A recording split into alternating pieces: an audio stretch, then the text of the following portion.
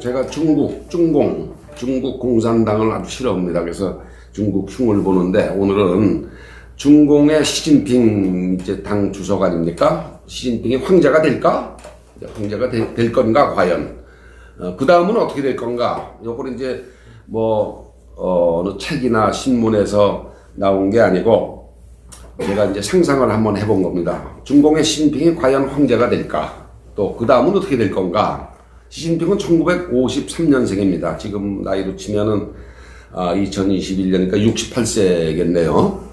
5년 연임을 해서 이제 10년이 하게 돼 있는데, 그 내년이 10년을 마치는 날입니다. 내후년이 2023년이면은 5년씩 해서 2023년엔 새로 후계자를 뽑아서 물려줘야 되는데, 그게 내후년인데, 그게 정상입니다. 그런데 4년 전에 개헌을 했어요. 중국의 개헌이라는 게 우리나라처럼 국회의원 200명 이상이 발의를 해서 통과를 시키고 국민투표로 통과가 되고 그런 절차가 아니고, 당에서 그냥 이렇게 꼭두각시 같은 그 국회의원 비슷한 사람들 많았고 하니까 개헌이 참 쉽죠. 그게 4년 전에 개헌을 해서 임기제를 없앴습니다.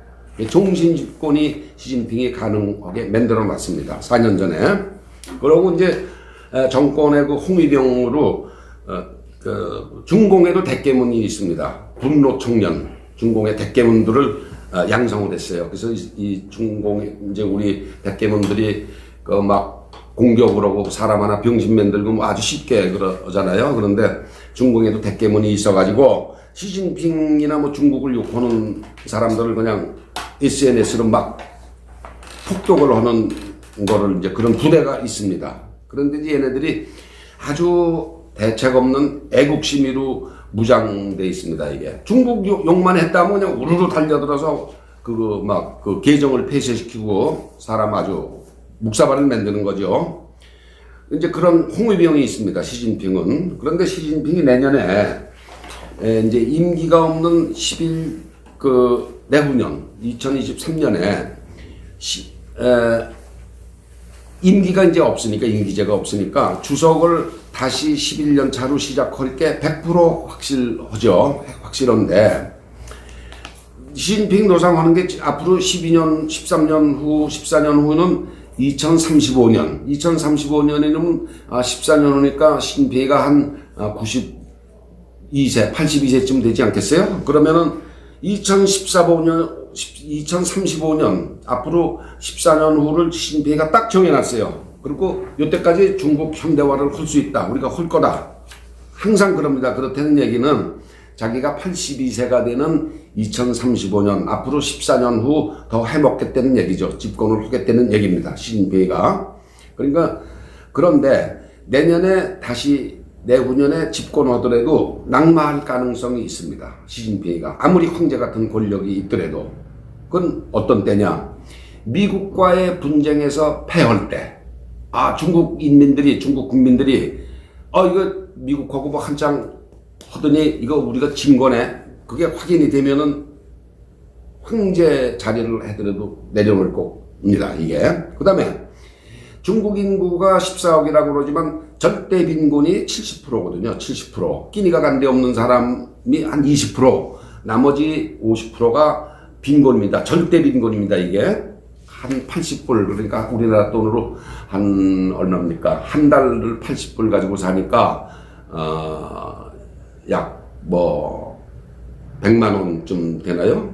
100만 원. 80불이니까 100불이면은 10몇만 원. 그래서 한 8만 원, 9만 원. 한 10만 원 가지고 한 달을 사는 그 절대 빈곤층이 14억 인구 중에 70%입니다. 중국이. 이 빈곤 상태를 해결을 못할 때, 미국과 경쟁에서 패했다고 국민들이 그걸 느끼는 순간, 또 지금 70%의 절대 빈곤층이 해결이 안 될 때, 요게 이제 공개적으로 불만만 표치를 못하고 있을 뿐이지 속이로 부글부글 중국 사람들이 끓고 있는 거거든요. 요게 이런 상황에서 시진핑이 그걸 두 개 해결 못하면 하야로 이어질 겁니다. 그런데 그 다음에 또 하나 문제는 외교적 고립으로부터 올 가능성도 또 커집니다. 외교적 고립.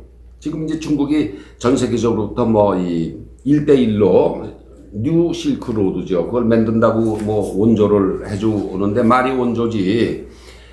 길 뚫어줄게. 그래서 뭐 길을 100km를 뚫어준다. 고속도로를 아프리카 같은데. 그러면 자기네 중국 놈들이 노동자가 죄 가는 거예요. 거기 중국 놈들이 죄 가서 공사를 다 해줍니다. 집단 합숙을 하면서 공사를 다 해주고 길 다 만들어 놓고 싹 철수해요. 원조를 받는 사람 입장에서는 길만 하나 뻥 뚫었지 뭐 길 만드는 과정에서 임금 받는 것도 없고 그 와 있는 중국 회사 어때 뭐 물건 판 것도 없고 그래서 전 세계적으로 지금 외교적으로 이제 고립이 되고 있는데 이게 이제 제일 문제가 되는 게 그 중화사상을 전 세계로 이렇게 자꾸 퍼뜨리려고 그러는 게 외교적 고립의 전초다. 중화사상, 중국이 세계의 중심이다 하는 게 중화사상입니다. 쉽게 얘기해서. 그러니까 우리나라에도 지금 27개인가가 공자학당이 들어와 있습니다. 각 대학에 공자학당을 얘네들이 각 국가에 만듭니다. 지금 공자학당을 만들어서 근데 이거는 학문 교류를 위한 거다 이렇게 핑계를 대지만 학문 교류를 위한 게 아니고 공자학당에서 돈을 뿌려서 그 현지 국가의 대학 교수들을 포섭을 해요.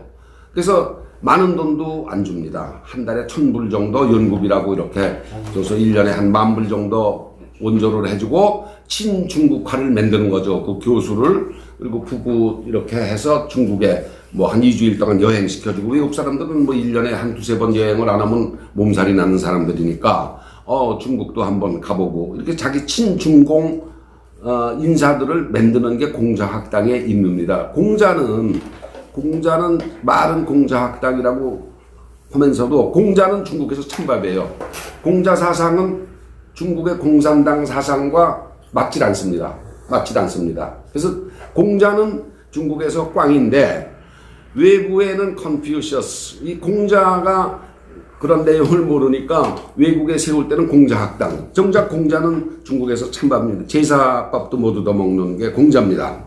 그런데 이제 공자학당이 스파이 활동을 하고 친중 인사를 양성한다는 게 드러났죠. 그래서 오스트랄리아에서도 공자학당 폐쇄해라. 그 교수도 구속되고 그랬습니다. 오스트랄리아 교수가 자기가 연구한 그 업적을 중국 정부에 이제 이렇게 넘겨주고 그러다 들켜서 재판도 받고 그랬는데 공자학당이 이건 스파이 활동이다.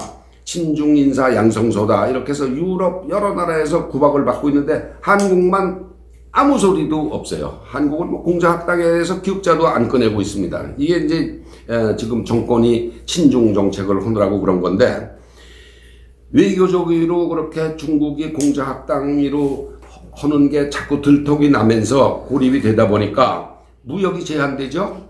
중국 물건 덜 사. 미국하고 지금 붙었지 않습니까? 우리나라도 가능하면 중국 물건 싸게 사봐야 몇 번 쓰면 금방 뭐라 그럴까.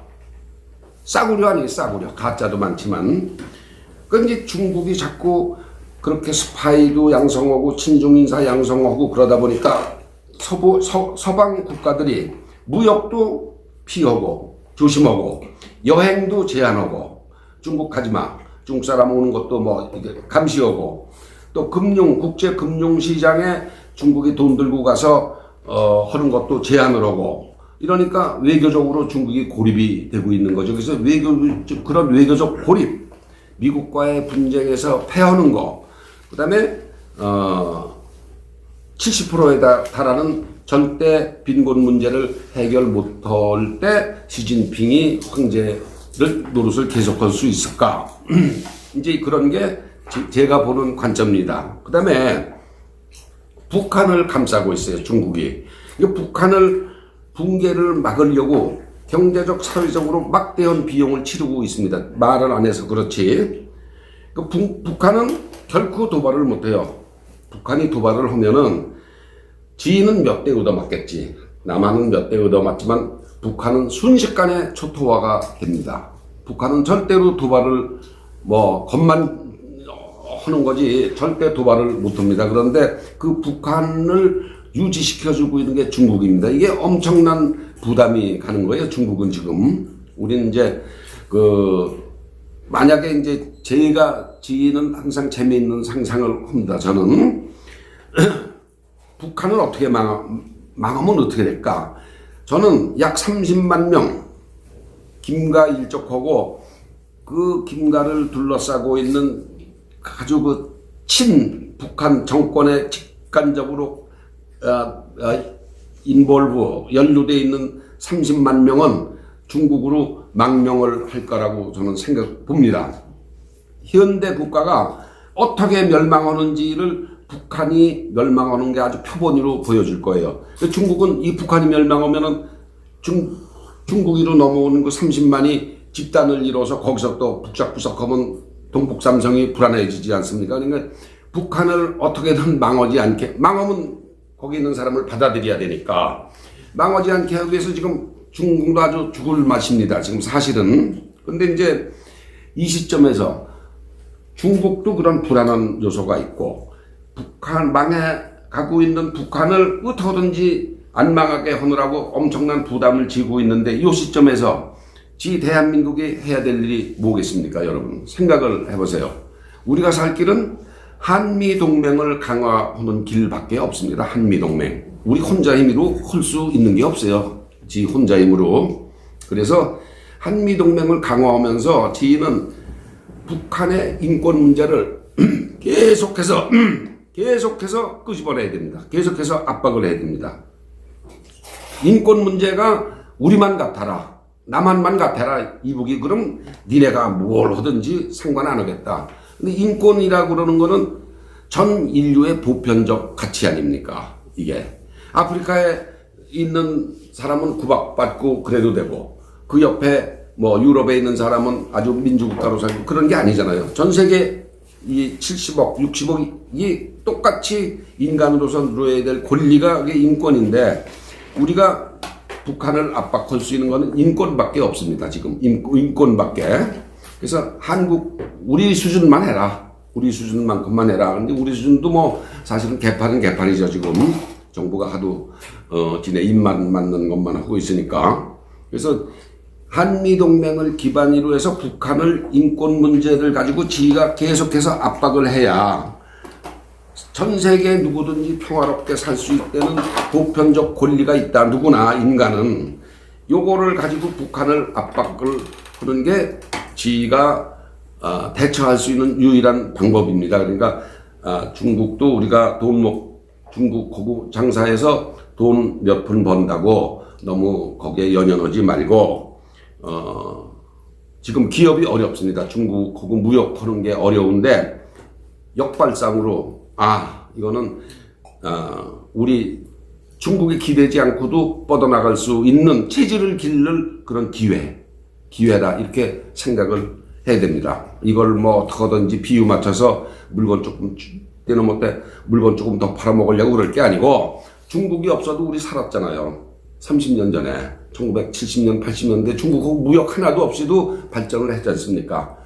그 힘을 기를 수 있는 기회로 생각을 해야 되는데 이 정권 하고 있는 짓거리가 이제 그게 아니잖아요. 그러니까 그런 용기와 의지를 갖고 있는 사람이 지도자가 돼야 됩니다.